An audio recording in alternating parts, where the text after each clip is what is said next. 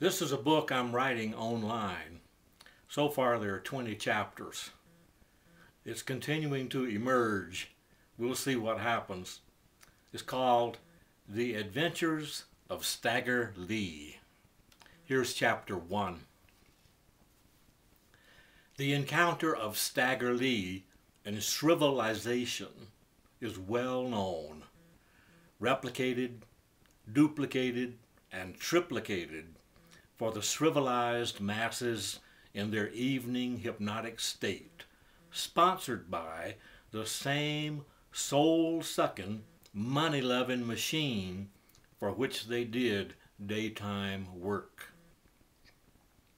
Placated, resting in their butt-sprung chairs and sofas, and dreaming dreams of rebellious adventure that never came.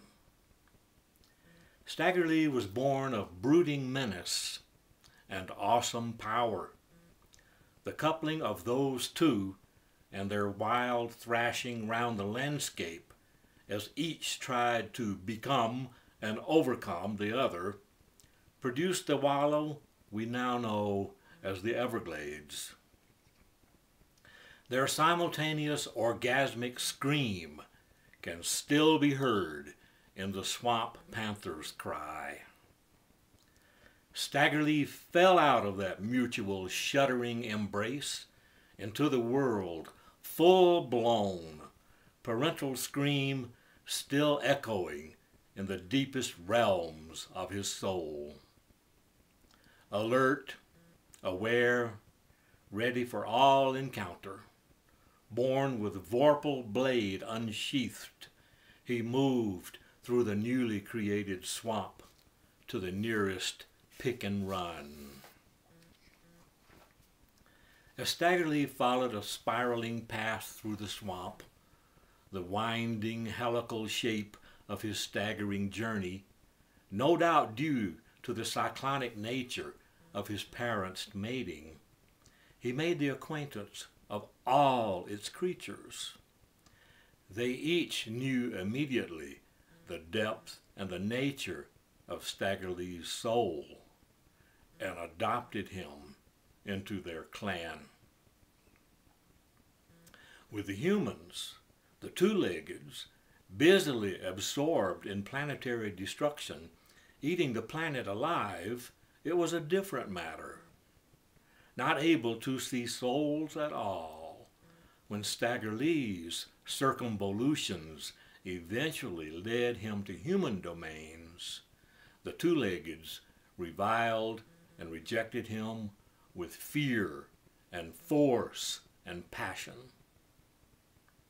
Of course, their reaction may also have had something to do with the reports by the Planetary Taming Bureau's Transportation Section that destruction of a mysterious nature was happening with their heavy equipment in the swamp dedicated to building a 6-lane freeway for the trucks needed for transporting the endless supply of pet food, toilet paper, pre-made burgers from yearling cows slaughtered by birth order, eggs from chickens who never knew the light of day, or the happy chasing of insects, or instinctive alarm at the shadow of a hawk.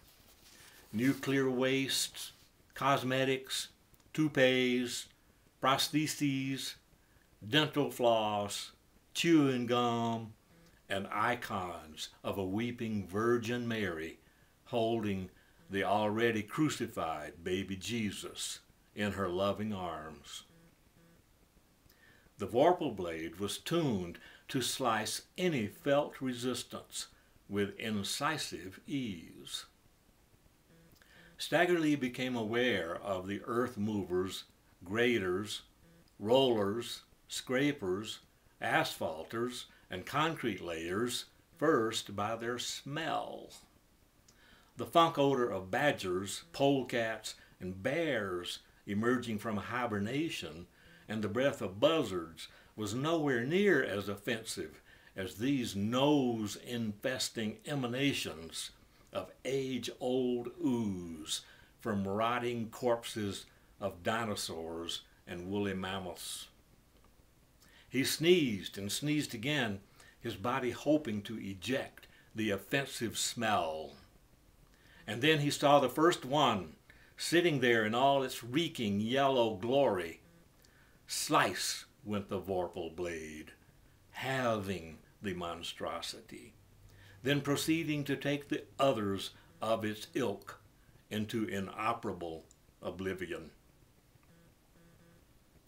Staggerly staggered on for his first encounter with a human, a pick-and-run convenience store employee named Zelda.